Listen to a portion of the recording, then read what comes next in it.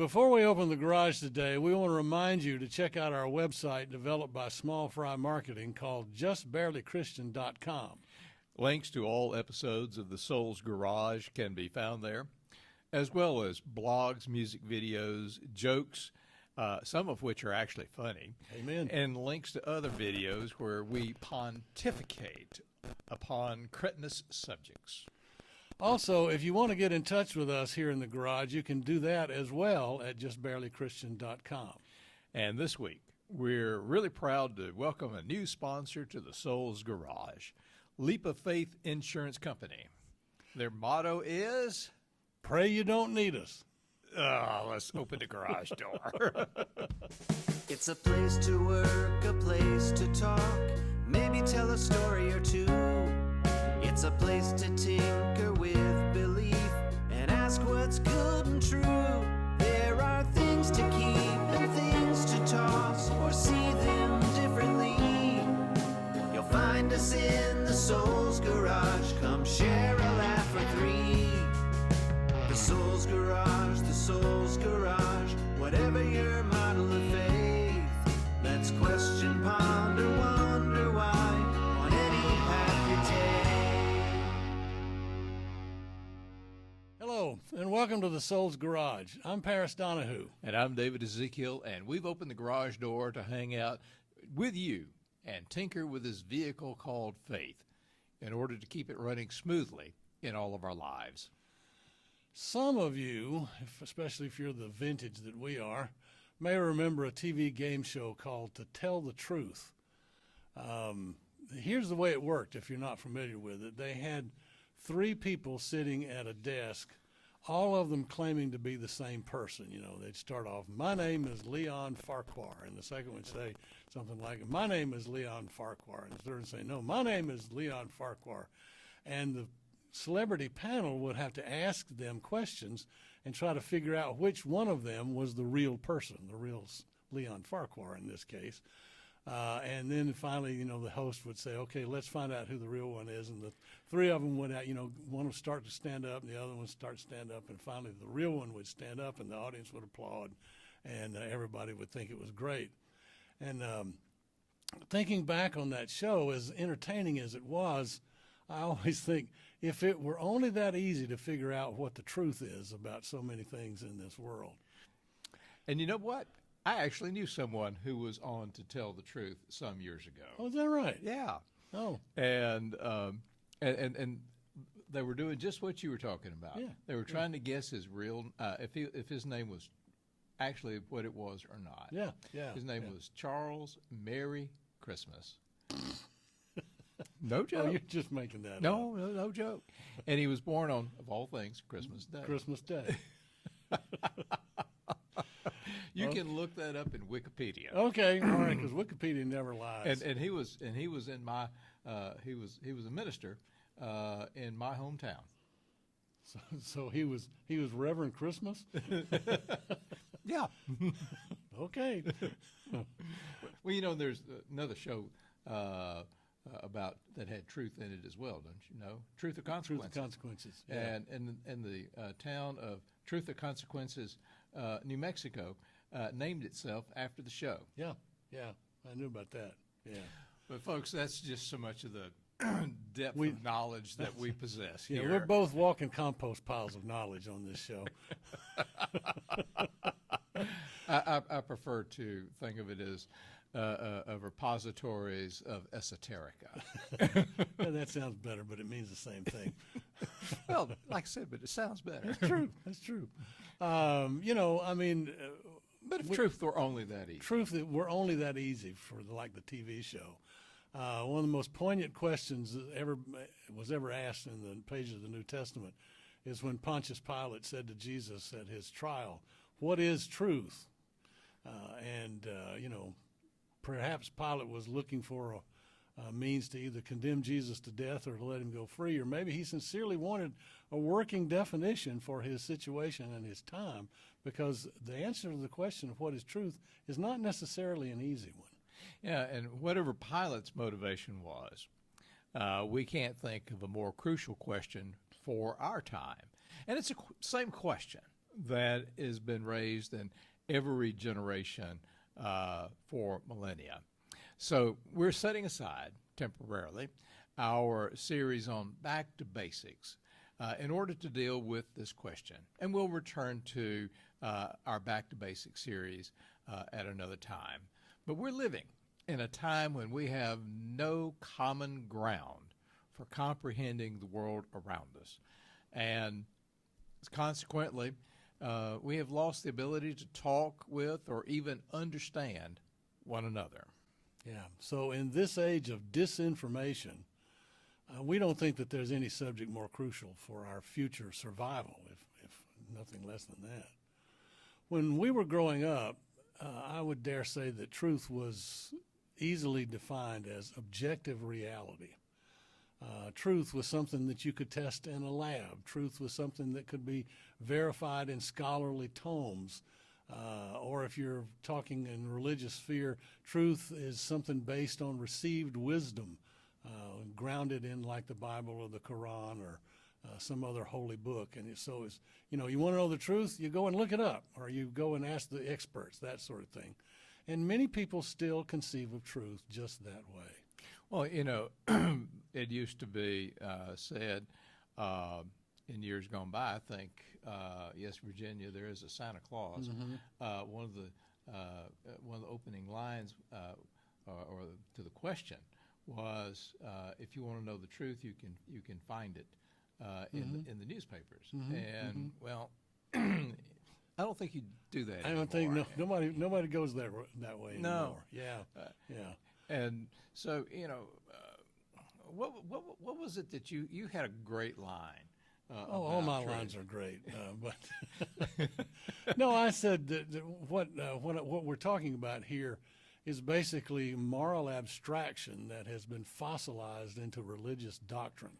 That you ought to write that down, and that's a good line. I ought to put it on a plaque or a bumper sticker or something like that. You ought to put it in a book sometime. Right, sure, right. In other words, it has no room for ambiguity, no room for nuance or change in the face of new information. It's like some of the old timers when I was growing up would say, well, anybody with one-eyed half sense will see this is the truth, when it's just not that simple. Yeah, and worst of all, it becomes a weapon to force conformity or punish those who disagree. It goes back centuries to Galileo when he was back in, 1633? 1633. Back in during the time of the Inquisition, when he was being condemned for saying that the earth revolved around the sun. And the sun didn't move, but the earth moved, and that was against what the Inquisition thought was received truth. Yeah. And as he was walking out the door, they made Galileo recant. I mean, it was either recant or we're going to put you on the rack and make you wish you had. Right. You're going to be 3 inches taller when this is all over with. And as he was walking out the door, he said something along the lines of "Et pour si mauvais." No, that's bad. That's pretty bad. Yeah, I live with a Sicilian woman, so I can say "Et pour se muove," which means "and yet it moves." In other words, you can say all you want to that the earth doesn't move, but I'm telling you it does move. So, he said he recanted his teachings in order to keep himself healthy, but he knew what the truth was. That the earth does move. In our day, truth has become relativism. That is, what's true is what one decides is true, regardless of the fact of whether it's based in actual fact or not. And what you might say is that we are now living in a post-truth world. Yeah, one of my favorite lines from the old Seinfeld TV show was when George Costanza said to Jerry, "It's not a lie if you believe it." I think that doesn't encapsulate the way that most people operate these days. It's not a lie if you believe it. Well, that's also kind of akin to something that Adolf Hitler said years ago. He said, if you tell a lie often enough, people will actually come to believe it. Or I think its modern manifestation is now been referred to as alternative facts. Alternative facts. Oh, Right. Yeah. let's. Who would have thought that phrase would last this long? But the whole idea is each of us decides for ourselves what reality is, not according to verifiable facts, but utilizing alternative facts. Thank you, Kellyanne Conway. According to what feels right to us or what confirms to our own biases. In other words, liberals listen only to liberal media and talk to only other liberals and believe only what confirms their liberal biases. And conservatives listen only to conservative media and only talk to conservative people with their same ideas and believe only what confirms their conservative biases. And it becomes this giant feedback loop that just keeps getting louder and louder and louder. Or the whole aspect there is we need to be listening to what each other has to say. Amen. Because, sometimes, one person tells it this way and another person tells their version this way. And usually the truth lies somewhere between us. Yeah.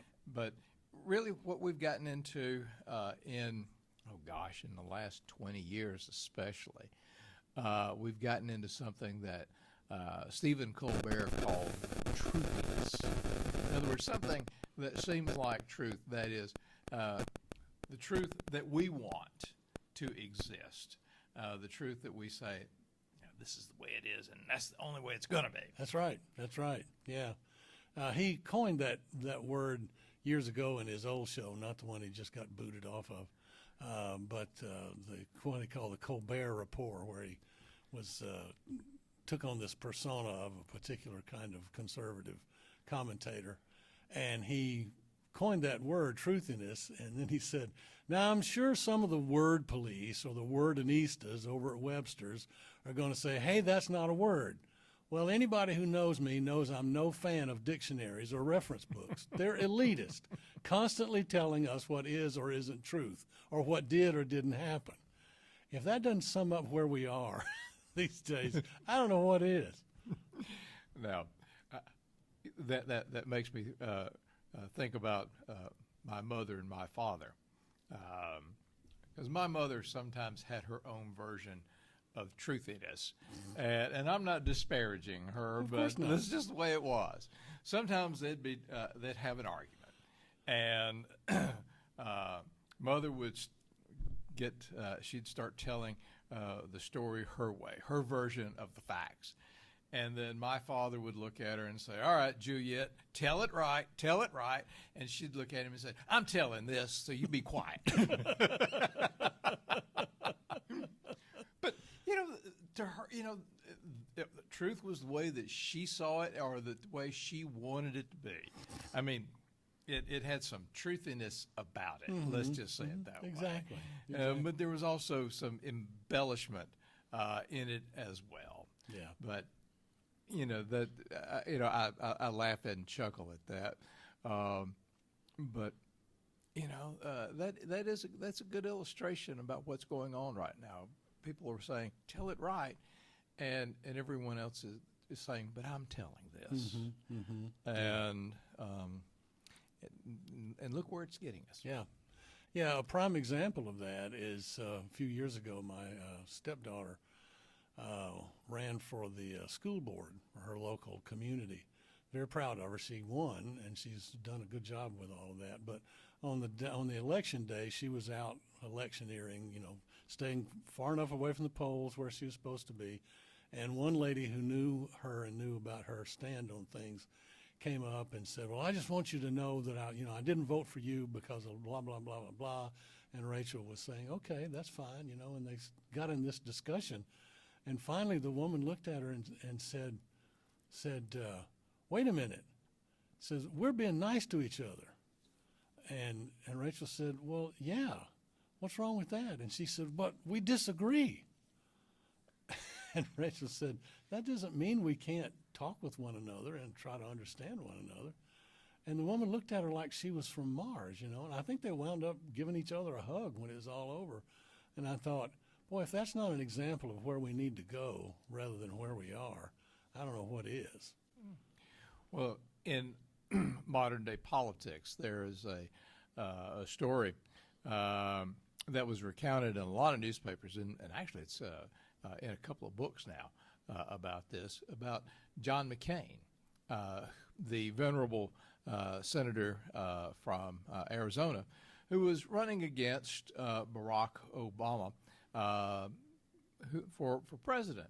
And one woman in the audience came back with, but you know, he's a radical Muslim, and just think of what he's going to do to our country and run it down. And she kind of went on a small diatribe of a couple more sentences, and McCain looked at her and said, no, wait a minute, just a minute, hold it right there. He said, what you're saying is totally false. I know him, and I've known him for several years, and he's a good and he's an honorable man, and that is not what is going to occur. And if I didn't think that I would be a better president than he would be, and he will be, and he will do well, but if I didn't think I was a better president, I would not be running. You know, and that's the kind of honest integrity that we need. That is the honest truth-telling that needs to come back into American life. And it's too bad that leaders like that are just so rare these days. Think about how much you hear about vitriol being spewed out there, about where people are being derogated for their political views, and people are being associated with communists and fascists and so on like that. Somewhere out there in the middle lies the real truth. Sure. The old expression is, the truth does lie somewhere between you and me. Mm-hmm. So, you know, is there a third way? Well, we think so. Sure. And surprise, surprise, for the two of us, it's been in the Bible for thousands of years. Yeah. You know, I was thinking about that. Surprise, surprise. I should have said it. Surprise, surprise, surprise. Some of you, if you're two old geezers like us, you may remember Gomer Pyle from the TV show, and also he was on Mayberry. Andy Griffith. The Andy Griffith show. Yeah, that's where he started. That's where he started. Yeah. And by the way, I don't know if this is good or not. It sounds like old home week here right now for me, but the guy that played Gomer Pyle was from my hometown as well. Jim neighbors. Surprise, surprise, surprise. But anyway, getting back to the truth. That's right. That is the truth, but not the kind of truth we're talking about. Oh, we're talking about the topic of truth. Right, Here. exactly. Get back to the topic of truth. Right. You know, is there a third way? Yeah. We do think so. We think and so. And the Bible's been saying that for several thousand years. Yeah. Referring to Jesus, the author of John's Gospel says, quote, "The Word became flesh and made his dwelling among us. We have seen his glory, the glory of the one and only Son who came from the Father, full of grace and truth." That's key to us. Linking grace with truth avoids the tyranny of cold abstraction, like we were talking about, in the beginning, and the idolatry of me, myself, and I. There's another way between, well, this is the way it is, and you just live with it, no matter how painful it is, or, well, I believe this is the truth, and so fool you on what you think. Or I'm telling this. I'm telling this, exactly, yeah. But if you link grace with truth, it avoids that tyranny of both of those sides, because truth, at its heart, is relational. Truth must always keep others in mind, other people in mind, and any practice of truth that excludes one's neighbor, and the inclusive definition of that term, is falsehood. Who is my neighbor? It's easy to understand, at least biblically speaking, and I'm sure many other religions as well. My neighbor is everybody. So what is it that I can do that will be best for all concerned? So any practice of truth that excludes my neighbor is falsehood. But there's a phrase in the Bible that says, "Do unto others as you would have them do unto you," called the Golden Rule. But it's also found in various iterations in almost every religion on the face of the earth. And it talks about doing good for your neighbor and doing good to your neighbor. And as you do so, it also does well unto you. The word of truth cannot be divorced from fidelity to the neighbor. It's always other-centered. Yep. In other words, the walk of truth and the talk of truth must go hand in hand together because they're integrally and intricately related.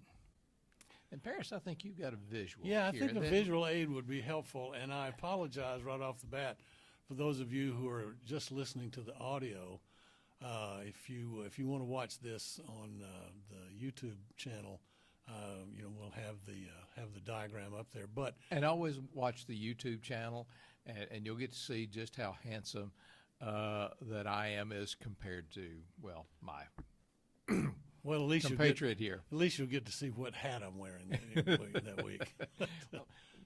And that's the truth, as I'm telling. As I'm telling, I'm telling this. Yeah. Anyway, so I'll try to describe it as best I can. There was an Old Testament scholar, Hebrew scholar named Ralph Klein that I heard many years ago, and he was talking about the Ten Commandments. And he was also talking about the biblical concept of righteousness. And for most people, when they think of righteousness, they think of that original idea that we started off talking about, that it's a moral abstraction and it's cut and dried and everybody knows what you're supposed to do and not supposed to do. But Ralph Klein said that no, righteousness, biblically speaking, is fulfilling the relationship that is involved. That whatever relationship that you're a part of that is touched by this moral dilemma, that righteousness means you strive to do the best you can for everybody involved in that, not just what's best for you. So if you can look on the screen, but also imagine there's a circle in the middle of the screen, and you can move to the next thing. There we go. If you can imagine a circle with 10 points all the way around it, think of those like the 10 Commandments, okay? And within the middle of the circle, think of that's the life living for the common good. That's where you want to be. You want to be living for everybody's common good, not just your own. If you get outside of that circle or outside of that fence, then you're living selfishly, and that's not where you want to be. So Klein said, let's take, for example, the commandment to honor your father and your mother. Now, if somebody has a mother that is in need and is being neglected, and that child, a grown child, could be doing more for her, but she's living in squalor and penniless and and all this kind of stuff, and the child is just completely ignoring her, that's pretty easy to designate that person has crossed from the center of the circle of living for the common good out into the outer regions. Might use the biblical phrase of where there's the outer darkness, where it can be cast, where there's weeping and gnashing of teeth. If you cross over at that fence post of honor your father and your mother, it's pretty easy to see that you have moved from one way of looking at the world to another, that you're no longer living for the common good, you're living only for yourself. But everybody knows who's had to deal with elderly parents that lots of times it's not that easy. Maybe your mom is in need of more help than you're capable of giving, either financially or time or whatever, really needs to go into a facility or maybe have somebody come into the home. Any number of solutions there. And anybody who's ever had to deal with that, which we have, knows that it's not that easy to decide what's best. You don't decide just what's best for you. You have to decide what's best for her and everybody involved in the family. Klein said that that's when you live righteously. You decide which path will keep you living for the common good rather than living selfishly.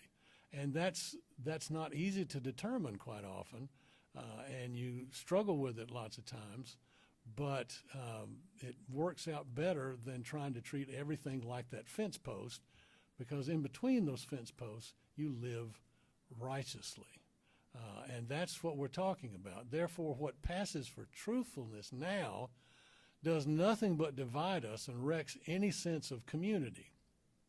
Whereas if we link the talk of truth with the walk of truth, in other words, live righteously, that builds community. And some of those people that tear down community and don't live a walk of truth and a talk of truth, maybe they should be cast into the outer darkness where there's weeping and gnashing of teeth. Right. Yeah.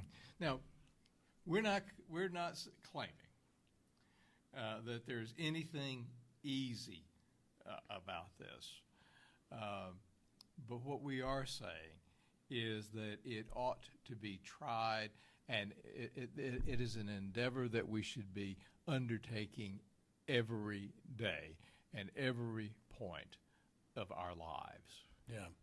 I heard a fellow being interviewed on the street who was a big MAGA supporter, and he was just talking about how wonderful Trump is. And the guy said, well, why do you support him so much? And he says, well, he makes promises and he keeps promises. Promises made, promises kept. And he said, you mean like no new wars? And he said, yeah, promises made, promises kept. And then he said, well, what do you think about the war in Iran? And the guy literally said, oh, I don't pay any attention to that. You can't have it both ways.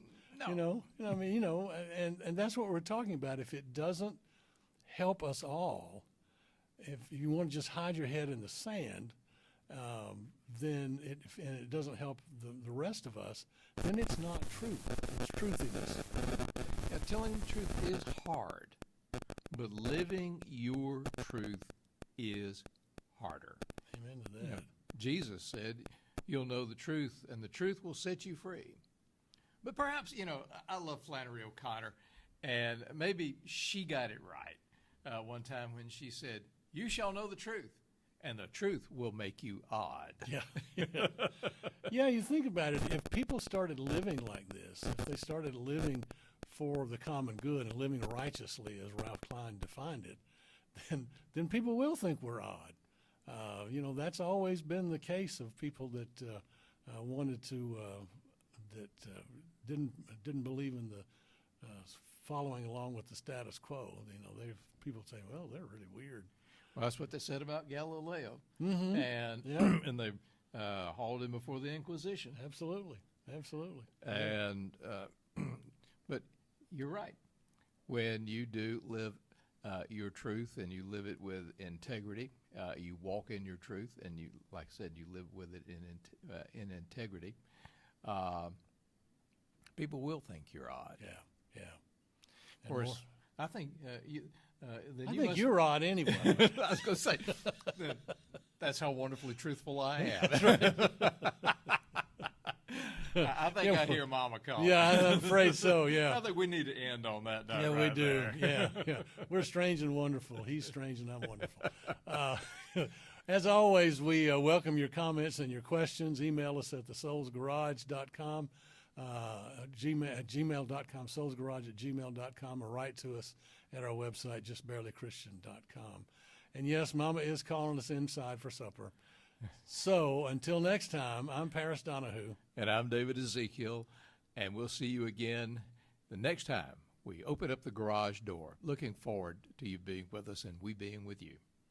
Bye now. Bye. And The Soul's Garage was written and recorded by David Ezekiel and Paris Donahue. Our theme song was written by Adam and Brady Beard and by me. And actually, he did, telling the truth, staying with the theme of the show, he did a pretty good job. And seriously, it was performed and recorded well by Adam and Brady Beard. Yes. Our JustBarelyChristian.com website was designed and is maintained by Small Fry Marketing. And our chief of building security is Barb Dwyer. That's good work. We would love for you to send us your comments on Facebook or Instagram or email us at thesoulsgarage@gmail.com. And you could also contact us via our website at justbarelychristian.com. And it would make us happier than a mosquito at a nudist colony if you would click that follow button on whatever platform you're using to listen to or to watch us.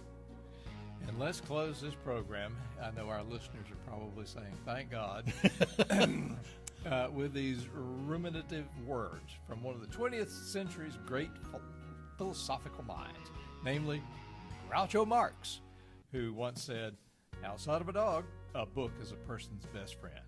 And inside of a dog, it's too dark to read. Think about it. Think about it, right. And as always, The Soul's Garage is a production of Two Old Geezers Studio.